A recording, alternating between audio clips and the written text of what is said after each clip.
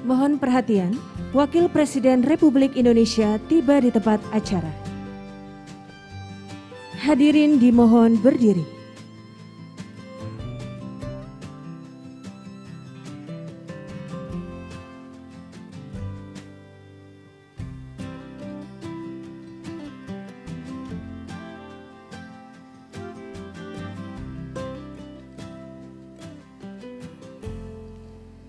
Menyanyikan bersama lagu kebangsaan Indonesia Raya.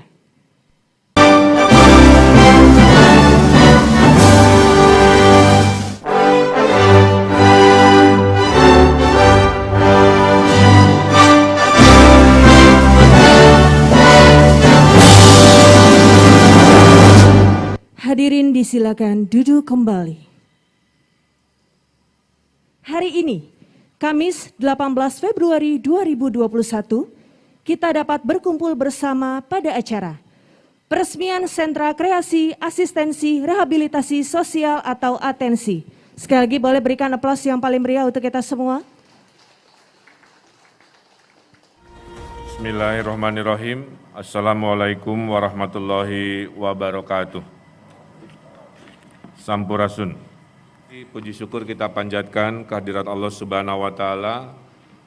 Dari sekian banyak berita buruk, hari ini kita mendapatkan berita baik, sebuah semangat luar biasa dari Kementerian Sosial berupa hadirnya Sentra Kreasi Atensi Rehabilitasi Sosial yang ada di Kota Bekasi. Tepuk tangan untuk Ibu Menteri.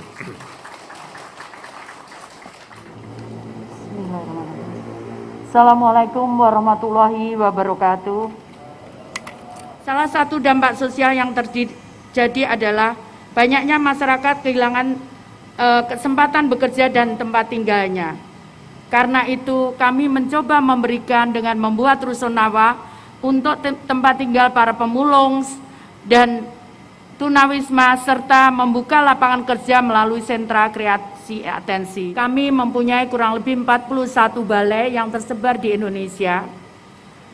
Dan balai itu paling sedikit luasnya kurang lebih 2 hektar. Dan di Balai Pangudi Luhur Bekasi ini kurang lebih luasnya 18 hektar. Saat awal saya menjadi Menteri Sosial, saya datang ke sini suasananya kosong. Kemudian saya datang karena saya melihat banyak warga yang membutuhkan perumahan namun mereka tidak memilikinya. Dan kemudian saya mencoba menarik mereka untuk mengajak tempat tinggal di sini. Karena saat itu saya belum berpikir bahwa kita bisa mencarikan pekerjaan mereka. Maka kemudian kami mengambil sampah, Bapak.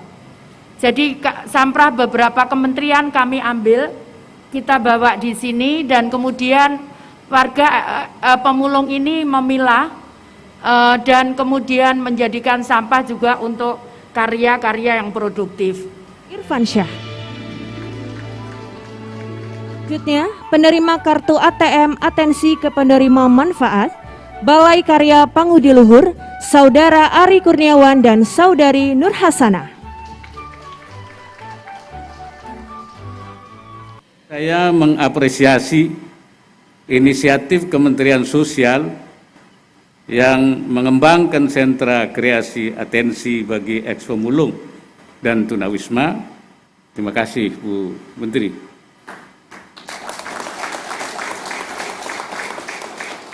Pemerintah terus berupaya melaksanakan langkah intervensi, antisipasi, dan mitigasi terhadap dampak sosial akibat pandemi COVID-19.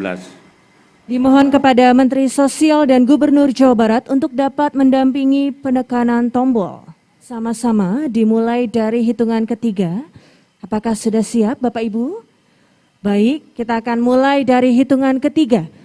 3, 2, 1.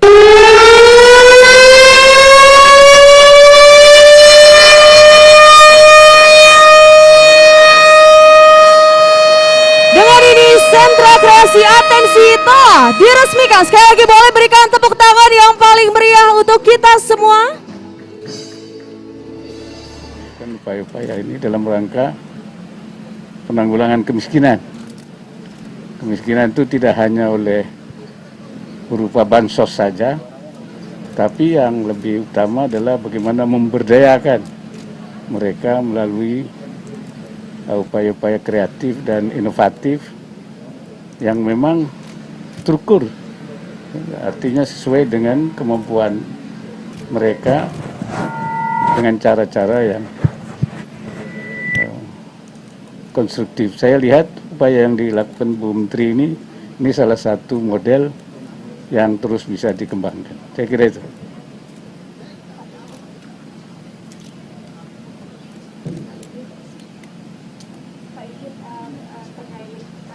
Kalau setelah sentra kreasi ini biasanya ada pendampingan. Nah, untuk memastikan ketika expo mulung dan warga marginal ini dan sentra kreasi ini bisa terus produktif ke depannya, apakah ada upaya pendampingan gitu Pak? Ya, saya kira nanti Bu Mensos itu yang bisa menjelaskan. Pastinya ya, bahkan hingga sampai saat ini kita terus lakukan pendampingan. Contohnya misalkan termasuk bagaimana mengelola keuangan dan sebagainya. Mereka kita ajarkan, termasuk untuk anak-anaknya. Bahkan tadi saya sudah koordinasi dengan Pak Wali Kota Bekasi untuk memindah anak-anaknya kalau mereka nanti bertempat tinggal di rumah susun, sekolahnya, untuk sekolahnya. Tadi Bapak juga menyinggung bahwa ketiadaan akses pendidikan pada warga marginal juga menghambat pendataan bansos gitu Pak. Nah, ada upaya apa sih Pak untuk memastikan bansos ini kemudian tepat sasaran hingga sampai ke warga marginal? Ya, kita pertama tuh bansos ini kan kita ubah dari barang kepada tunai supaya lebih mudah aksesnya itu. Yang kedua, konsolidasi data ini supaya terus dilakukan perbaikan-perbaikan setiap tahun sehingga bahwa ada yang tidak tepat sasaran itu semakin bisa diperkecil bahkan dihilangkan. Ya memang itu untuk mendata masyarakat kita itu kan tidak mudah. Yang sudah terakses itu dulu 20 berapa? 95.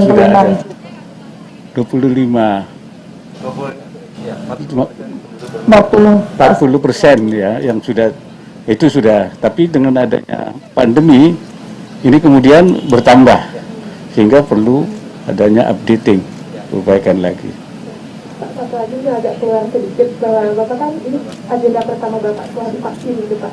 Iya. Apakah ada mungkin Bapak merasakan dampak setelah divaksin? Ya kemarin saya baru divaksin itu ngantuk.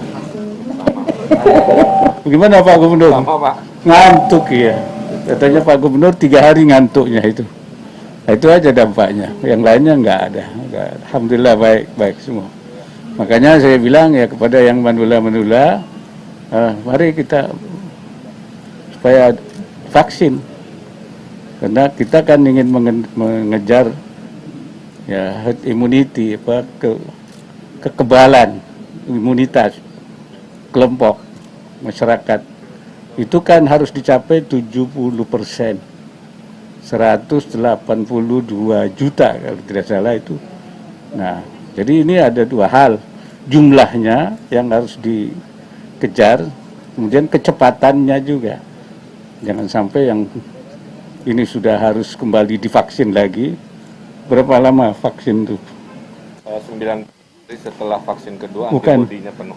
Antibodinya, kemudian lamanya, imunnya Minimal setahun, Pak. 1 tahun.